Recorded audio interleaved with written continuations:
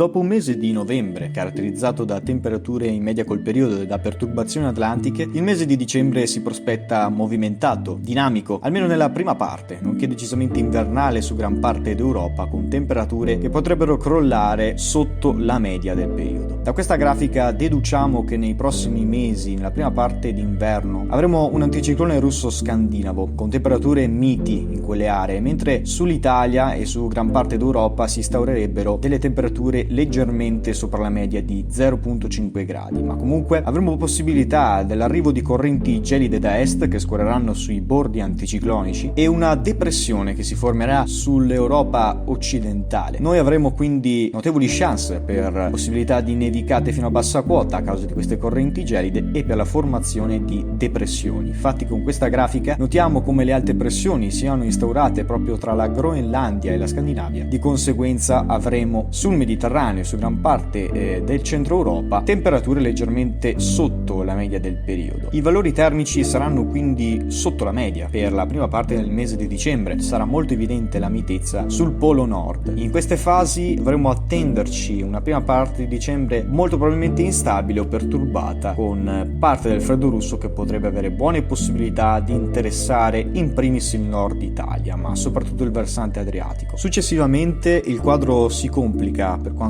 riguarda il Mediterraneo e l'Italia nella seconda parte del mese di dicembre. Infatti sembra che comunque le alte pressioni possano ritornare a conquistare gran parte del nostro territorio a causa dei primi segnali di risveglio del vortice polare, e vista questa anomalia negativa presente in Atlantico, il clima si manterrebbe più stabile e mite su tutta la penisola con temporanei flussi perturbati al nord. Tuttavia la grande anomalia positiva che permane sull'Europa orientale mantiene viva la possibilità di discese fredde verso le regioni adriatiche e il sud Italia. Ma vi ricordiamo che tuttavia queste sono solo ipotesi e quindi dovremo seguire attentamente gli aggiornamenti nei prossimi giorni per capire esattamente quello che accadrà nel corso del mese di dicembre. Rimane aggiornato quindi iscrivendoti al canale.